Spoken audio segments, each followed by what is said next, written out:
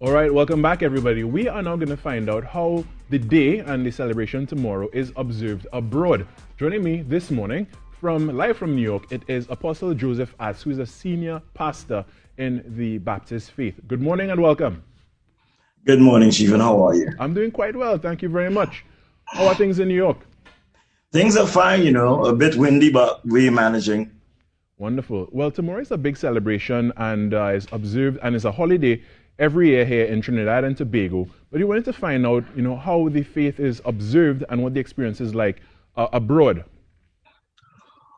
Well, the experience here is quite a remarkable one, coming from the Caribbean and having this unique form of worship, I think gives us a leverage to really expose not just our faith, but also our culture and some of the traditional ways that we were handed down from our foreparents. However, during this time of year, and I heard contributions from the former segment, Right. giving the vastness of different forms of worship and approach to worship. Folks approach this in many different ways. So you have folks may keep Thanksgiving table, giving Right. God thanks just for the experience of us being a part of this faith. Some may have conferences and workshops to that degree. So in some folks approach it in many different ways.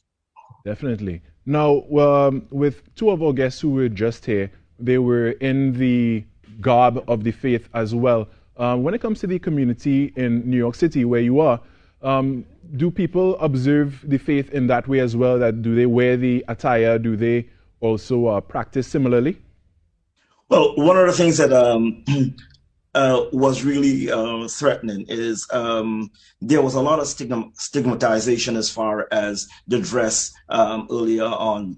But within the last 10 years, you've seen there's a greater acceptance of the spiritual Baptist community where we are no longer looked down upon, Right. but we are being embraced to a larger extent, and we are being part of larger interfaith organizations and really helping in the promoting of the faith and our communities.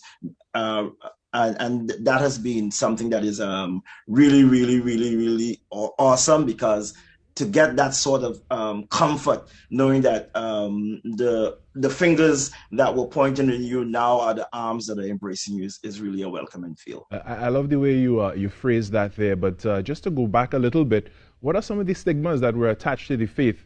Where you are.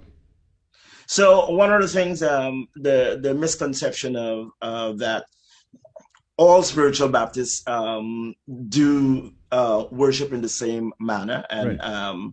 that there are some rituals and that can go to either end of the spectrum, and to some degree that came from our experiences in the Caribbean as us being either we are part of we are voodoo ritual keepers, we are obia work working obia, Right. and to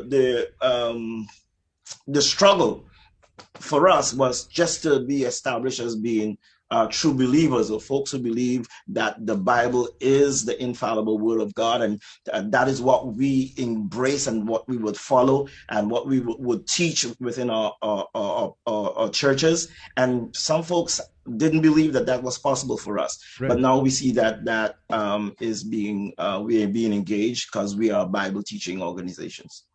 Now, when it comes to the community there itself, would it be predominantly black, and are there Caucasians that also practice in the Baptist faith? So, giving what how we are in New York, we are a melting pot of spiritual organizations that stems from the Caribbean. We have folks from Jamaica, Guyana, Panama, Barbados, Grenada. So we all come with all these various essence and forms of worship. And with that, we are able to grasp the attention of folks that are not of Caribbean origin, where they are part of it.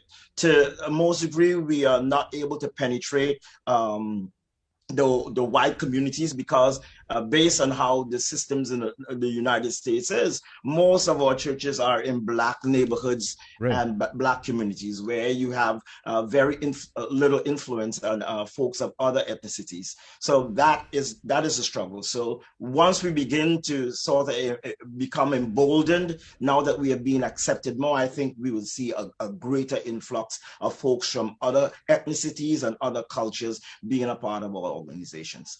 All right, well, Apostle Joseph Attzs, I want to thank you so much for joining us this morning and giving us this wonderful information. It's great to know that, the faith is continuing abroad and beyond the shores of Trinidad and Tobago. So I want to thank you one more time and have a wonderful day today and tomorrow as well as you celebrate the celebrations.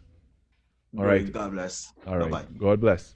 All right, that was Apostle Joseph Attzs there, live from New York, and we're finding out how it is observed abroad. For now, though, we're going to take a short break and come back. We have so much more on the program. Imagine that, right? All right, and so stay with us.